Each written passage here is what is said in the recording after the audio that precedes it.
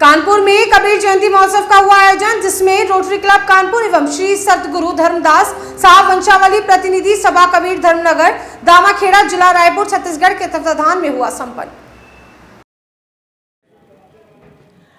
मैं doctor Gayatri Singh, Armapur PG college में मैं एसोसिएट प्रोफेसर हूँ। आज क्या कार्यक्रम किया, कहाँ पर आप? आज का कार्यक्रम महात्मा कबीर की जयंती का कार्यक्रम, और साथ ही साथ इसमें दो संस्थाओं ने योगदान किया। एक तो कबीर की जो मूल संस्था है दामाखेड़ा झारखंड से, और दूसरी जो संस्था रोटरी क्लब की है। इन दोनों के संयुक्त तत्वावधान में ये कार्यक्रम हुआ। जैसा कि आप जानते हैं कि जब कभी पूरी दुनिया को अपनी आत्मा को भोजन चाहिए होता है, तो वो अध्यात्म की तरफ जाना चाहता है, तो दुनिया में सिर्फ एक ऐसा देश है और एक ऐसी ज़मीन है, एक ऐसी भूमि है जहाँ पर वो जाकर के अपनी आत्मा को भोजन देता है, और वो देश है भारत।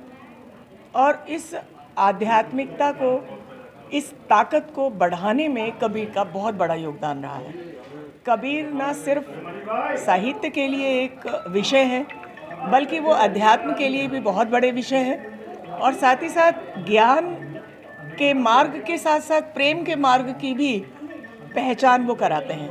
उनका कहना है कि ढाई आखर प्रेम का पढ़े सो पंडित होए, और वो ये भी कहते हैं कि यह जो प्रेम का मार्ग है वो सरल नहीं है। यह तो घर है प्रेम का खाला का घर नाई, और सिर उतारे भूई धरे तो पहुँचे तहिमाही।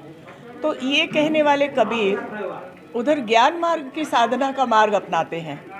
तो परस्पर विरोधी चीज़ें, एक तरफ ज्ञान मार्ग की साधना और दूसरी तरफ अद्वैतवाद की साधना, और दूसरी तरफ प्रेम की व्याख्या करना।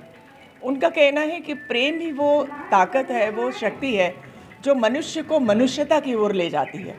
जहाँ प्रेम नहीं है वहाँ कुछ भी नहीं है। मैं हरविंदर सिंह लॉर्ड। आज सतगुरु कबीर सभा जो है, इन्होंने रोटरी क्लब के साथ मिल करके जो कबीर जयंती का एक आयोजन किया है, और ये पिछले 22 सालों से कर रहे हैं, उसके लिए बधाई के पात्र हैं। हम लोगों को ऐसे आयोजनों में आकर के सिर्फ भजन सुन करके और भोजन ग्रहण करके नहीं चले जाना चाहिए, बल्कि हमारी भारतवर्ष की जो संस्कृति है, जो जैसे कबीर जी के एक एक दोहे में, वो एक संत कवि थे, उनके एक एक दोहे में एक गूढ़ अर्थ छुपा हुआ है। उनके हर दोहे में हमारे जीवन का किस तरह से हम लोगों को रहना चाहिए, किस तरह से जीना चाहिए, और कैसे लोगों की मदद करना चाहिए, और बिना प्रेम के हमारा जीवन व्यर्थ है। इन सब चीज़ों को अपना करके, समझ करके अपनी जीवन शैली को उसी के अनुरूप करना चाहिए।